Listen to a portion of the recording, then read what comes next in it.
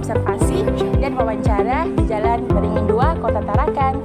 Saya Yulianti dengan NPM 2240602016 dan kelompok saya yaitu Hai, dan saya Latifah dengan NPM 2240602014 dan anggota saya berikutnya.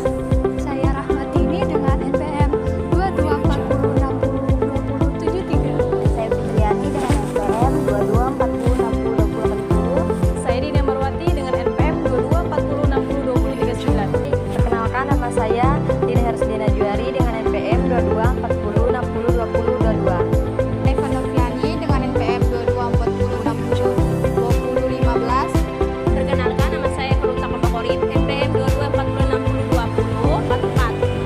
demikianlah perkenalan dari kelompok 2. Ikuti terus ya kegiatan kami. Bye-bye.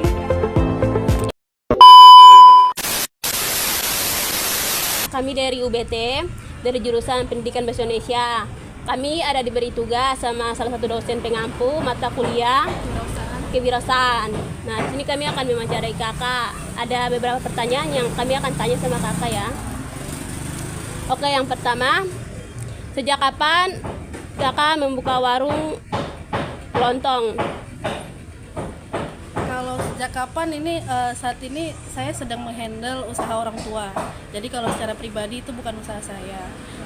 Saya punya usaha sekarang warung makan yang berjalan sekitar 4 hari yang lalu. Dari tanggal 2 kemarin baru buka sampai sekarang. Seperti itu. Jadi untuk warung kelontong itu usaha orang tua saya. Saya hanya menghandle. Seperti itu. Oke, baik. Pertanyaan yang kedua, apa saja jenis barang yang dijual yang sekarang? Untuk warung kelontong sendiri sesuai kebutuhan yang dibutuhkan masyarakat sekitar ya. Di antaranya keperluan kebutuhan pokok, beras dan lain-lain, kemudian kebutuhan perlengkapan mandi dan lain-lain. Seperti kebanyakan warung kelontong lah. Oke, baik. Pertanyaan yang ketiga, apa saja kedua yang sering dihadapi dalam menjalankan warung kelontong? Keluhan? Iya, keluhan, kendala gitu. Yang Kalau kendala yang berarti sebenarnya nggak ada. Ini kan kita mencari membuka warung ini kan rezeki-rezekian ya, iya. tergantung. Tapi memang kadang ada timingnya, waktunya yang memang sepi atau memang pemasukan ternyata nggak nutup segala macam. Paling itu keluhannya bagaimana cara kita, usaha kita untuk biar target hari ini tercapai. Nah, ini nanti ada strategi-strateginya yang akan kita kejar lah untuk mencapai target setiap hari. Seperti itu. Oke, di sini ada pertanyaan keempat. Bagaimana kakak mempromosikan warung kelontong dan cara memilih barang yang akan dijual di warung ini? Kalau untuk mempromosikan, mungkin karena kita warung kelontong itu kebutuhan, jadi tidak terlalu untuk marketing tidak terlalu penting. Hanya saja mungkin menjalin kedekatan dengan area sekitar, tetangga sekitar. Kemudian juga untuk harga barang sendiri. Untuk barang sendiri biasanya kita cari grosir yang memang harganya murah. Jadi kita bisa memberikan harga yang baik juga di sini ke orang-orang di sekitar sini, sehingga harga kita itu tidak terlalu mahal. Itu juga salah satu strategi marketingnya sebenarnya. Ada lagi? Baik, pertanyaan yang keempat, mengapa pertanyaan ke-6 sekarang ya. Apa dampaknya dari berdirinya itu enggak kan yuk Indomaret atau warung modern sekarang ini, dampaknya bagi warung kelontong? Sebenarnya nggak langsung tidak signifikan ya dampaknya. Kita nggak terlalu berdampak karena memang lokasinya berjauhan.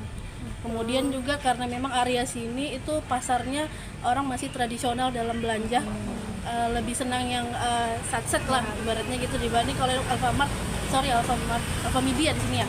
Alfamedia atau Indomaret kan mereka mungkin pakai sistem segala macam, antri segala macam. Itu yang bikin orang-orang ribet. Tapi kalau dari kita sih impactnya nggak seberapa. Biasa aja sih, masih tetap sama. Karena memang dari harga barang juga cenderung mungkin mereka lebih mahal. Karena memang beda distributor, beda segala macam. Jadi nggak ada, tidak terlalu lah impactnya, biasa aja sih. Baik, pertanyaan yang ketujuh, barang apa yang paling diminati konsumen? Kebutuhan pokok utamanya itu sebenarnya saya bingung juga, rokok ini apakah pokok atau enggak, tapi rokok itu yang paling kencang dan paling juga perputarannya paling cepat itu sih.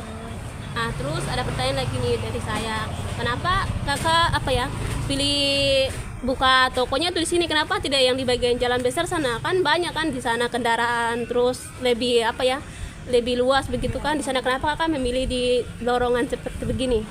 Sebenarnya itu analisa marketnya sih. Jadi mungkin memang besar kesempatan kita mendapatkan pendapatan lebih besar di pinggir jalan. Cuman memang kalau di sini kan memang tempat pertama tempat persinggahan, bukan persinggahan tetapi stopnya orang untuk berangkat keluar daerah, ya kan? Mereka pasti membutuhkan membeli kebutuhan lebih besar dibanding orang yang sekedar lewat, atau mungkin cuma kebutuhan ini karena yang sekedar lewat ya tadi mungkin mereka memilih toko yang lebih besar lagi dibanding toko kelontong, ya kan? Jadi kalau di sini ini sesuai dengan kapasitasnya dan kebutuhan masyarakatnya di sini. Makanya saya pribadi dan keluarga memilih untuk buka di sini, ya memang sudah sesuai dengan target kita. Yang pertama masyarakatnya, kemudian yang kedua orang-orangnya juga kita, karena saya juga sudah bertahun-tahun, keluarga saya juga sudah bertahun-tahun, meskipun sebelumnya om saya yang bukan keluarga inti saya, tapi kita sudah akrab dengan lingkungan ini, seperti itu. Baik kak, itu aja pertanyaan dari kami. Terima kasih kakak sudah menjawab pertanyaan dari kami. Hai, sekarang kami berada di rental modern yaitu Indomaret yang beralamat Jalan Yosudarso. Ikuti terus ya kegiatan kami hari ini. Bye-bye. Selamat siang Mbak. Siang. Kami dari UB, Fakultas Guruan dari Keguruan dan Ilmu Pendidikan. Kami jurusan Bahasa Indonesia. Kami ada dapat tugas dari salah satu dosen kewirausahaan. untuk melakukan observasi, yaitu mewawancarai Indomaret. Jadi sebelumnya nama kakak siapa? Nama saya Sri Sartika Putri. Lalu mengapa Mbak memilih untuk bekerja di sini? Ya gimana ya? Ya karena ada kerjaan lain sih yang buka lowongan kan, pertama kan Indomaret gitu nih. Jadi kita coba-coba aja masuk, ya ternyata diterima. Ya kita di sini dulu. Jadi di sambil sini, cari kerja yang lain. jadi di sini sebagai kasir. Ya, kalau saya sebagai kepala toko. Iya. Oke, baik. Masih ada pertanyaan lagi ya Mbak? Mengapa Indomaret memilih lokasi di sini untuk membuka toko Indomaret? Kalau itu kita kurang tahu ya, karena kan yang milih kan bagian lokasi lagi gitu. Nah, terus bagaimana memastikan kualitas produk yang ada di Indomaret? Maksudnya kesegarannya atau gimana? Ya kita setiap hari kan ada di sini kan kita namanya ada PJR gitu nah. Jadi kita tiap hari membersihkan rak. Kalau misalnya ada yang expired kita langsung retur. Apa saja tantangan yang dihadapi oleh Indomaret dalam menjalankan bisnis di sini? Maksudnya tantangannya? Maksudnya kendala. Kendalanya. Ya. Kendalanya banyak sih ya. Apalagi kan toko Indomaret ini kan kemana ya, banyak toko lain gitu nggak, buat saingannya, apalagi Alfamidi kan di sebelahan kita itu yang kita jadi kendala sih. Oke, baik. Apa dampak dari Indomaret karena berseduan dengan Alfamidi? Ya. Ya kita sih kurang sales aja ya, kayak gitu kan. Kita setiap Indomaret kan pasti dikasih target gitu. Ya target kita nggak tercapai karena kan ada Alfamidi.